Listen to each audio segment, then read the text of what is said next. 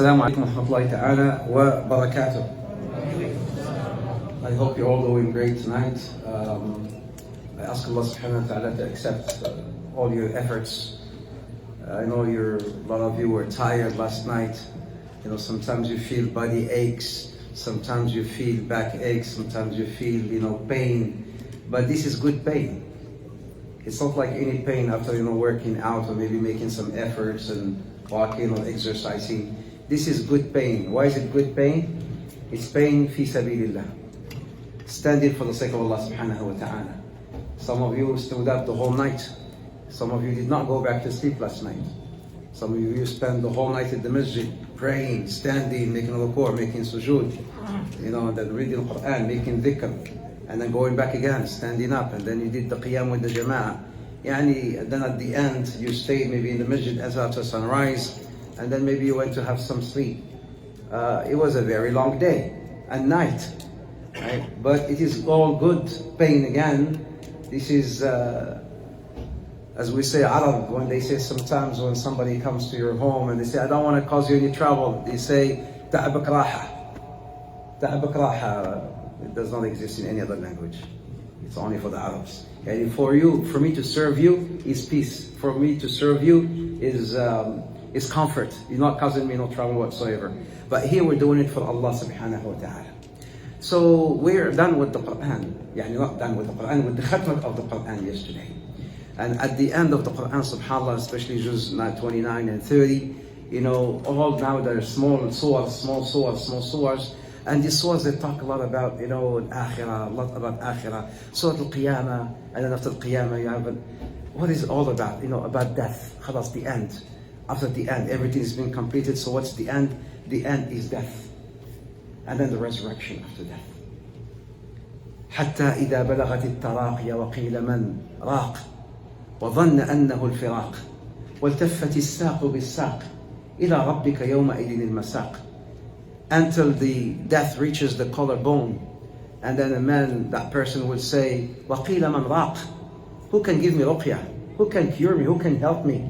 The doctor is there, the heart surgeon is there, and they're all surrounding you, and you're wondering, مَنْ رَاقٍ. Who can help me?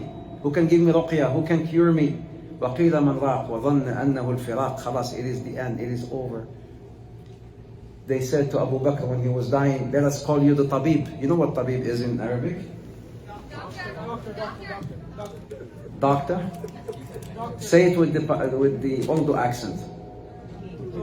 Doctor. Here we go, doctor.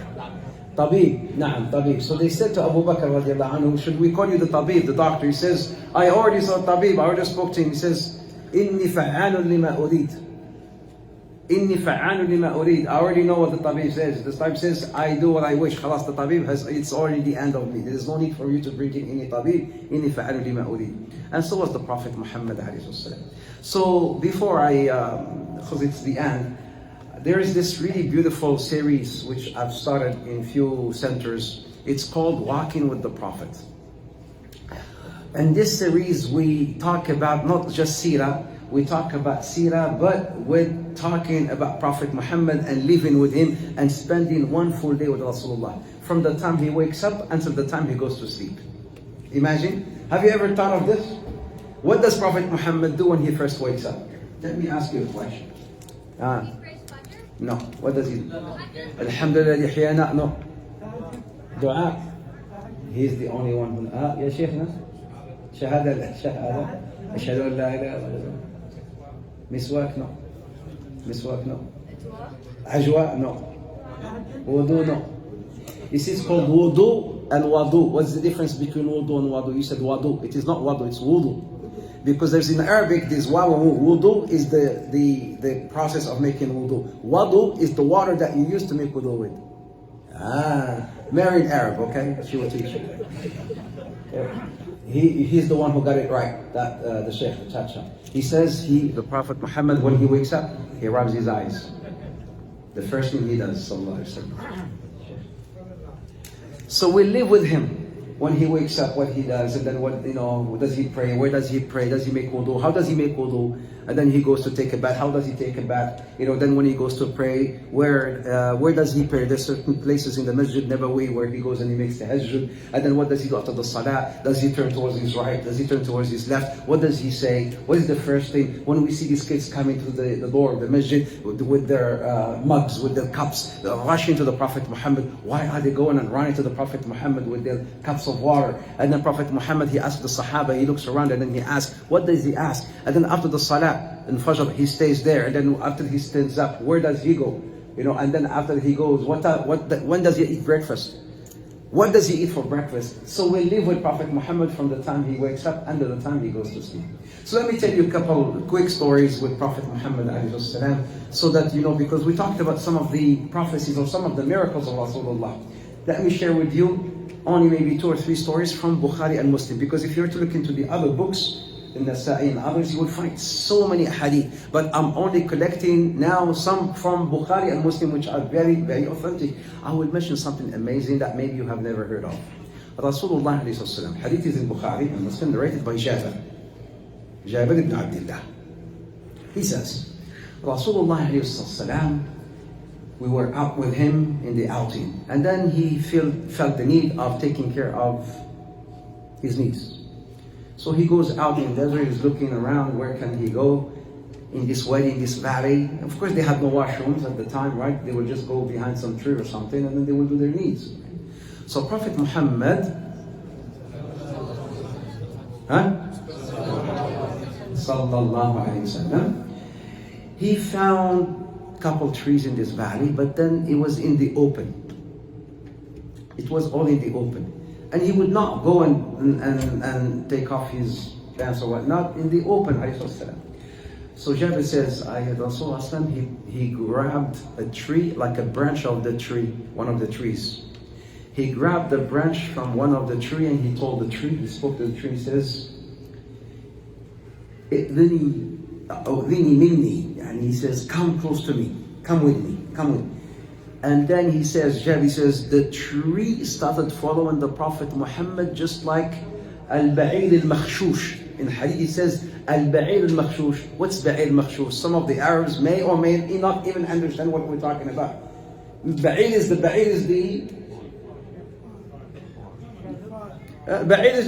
camels, right? The camels are ba'ir, not sheep, my man. They should sheep, sheep. Camels are ba'ir, right? So al-makhshush means what? You see this ba'ir when you have a saddle, they put this like a chain, right? And then you just pull. So the ba'ir, you take him right, you take left, he just follows you. So the tree followed Prophet Muhammad just like the camel. Makhshush followed. And then he pulled the other branch from the other tree, and he told the tree, "I'dhani minni, come close to me, idhni." And then the tree followed Prophet Muhammad. And then when he went into this area, and then he told both trees, "Ilta'ima alay bi'idhnillah." He says, "Come and cover me with the help of Allah." And both trees, they covered the Prophet Muhammad as he was taking care of his needs. Sallallahu alayhi wa sallam. Jabir ibn Abdullah, in this other beautiful hadith, which is also in Bukhari. We were in this, they were traveling, and the entire army, it was an army with the Prophet ﷺ, they felt thirsty and hungry. And they didn't have no water to make wudu and whatnot. So they came to Rasulullah and said, we're thirsty. Can we slaughter our camels so that we can get some food?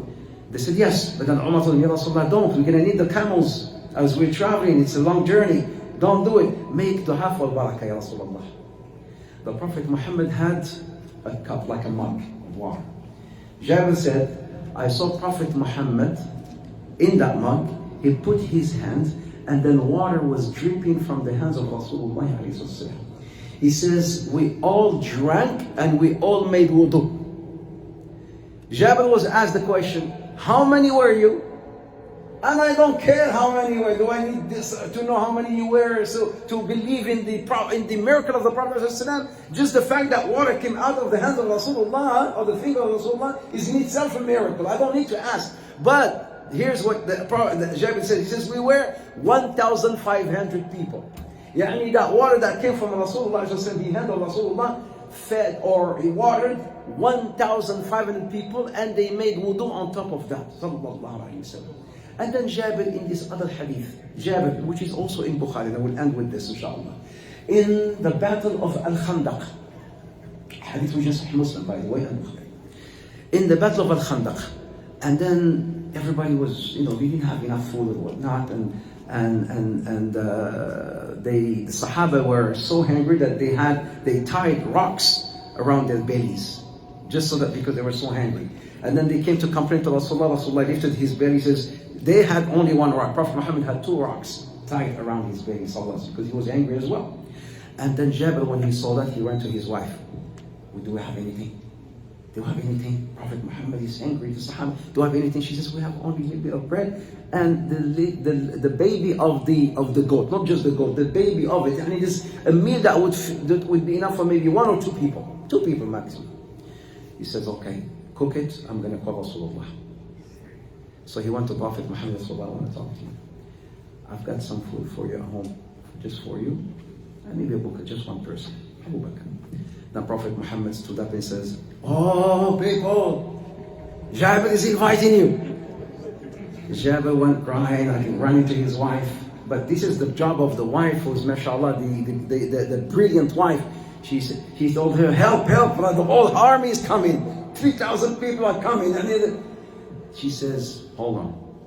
Did you tell Rasulullah that we have this much food? He said, yes, I told him. He says, then don't worry, he knows.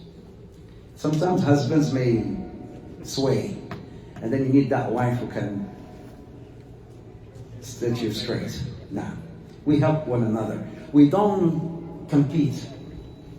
Them and I, we complete one another.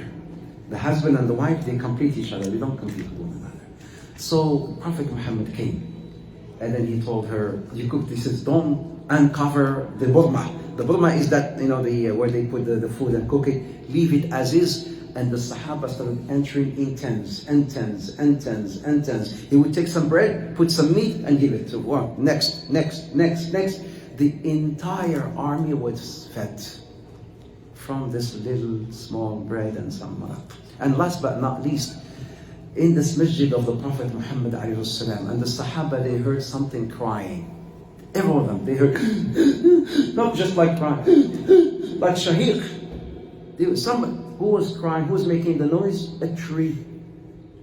The tree that the Prophet Muhammad used to lean on when he used to make khutbah, or when he used to give a speech. He used to lean on this tree. The tree was crying. Why? The sahabiyat, one of the sahabiyat, she came to Rasulullah, she said, Ya Rasulullah, we don't see you because the majlis has grown and grown and grown and got expanded. So the sisters in the back, the women in the back, they could not see Rasulullah. Came this woman from Ansariya, she's Ansari. She said, Ya Rasulullah, we can see you. Why don't we build some minbar for you?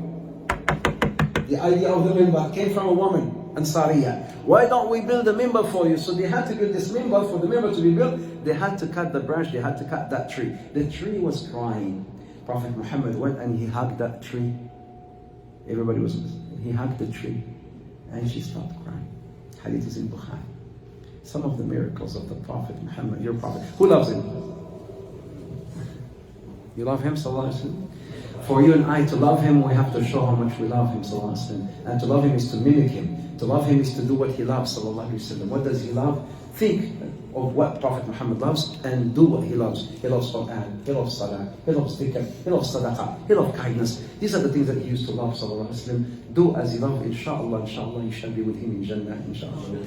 Brothers and sisters, tomorrow, inshallah, is our quiz, bi'idhnillah, with the prizes. So come in ready, inshallah, to answer the questions, bi'idhnillah, to win those prizes. It will be fun, it will be nice. Beautiful way to end this beautiful month of Ramadan. Inshallah ta'ala, looking forward to it. Barakallahu feekum. Assalamu alaikum wa rahmatullahi wa barakatuh.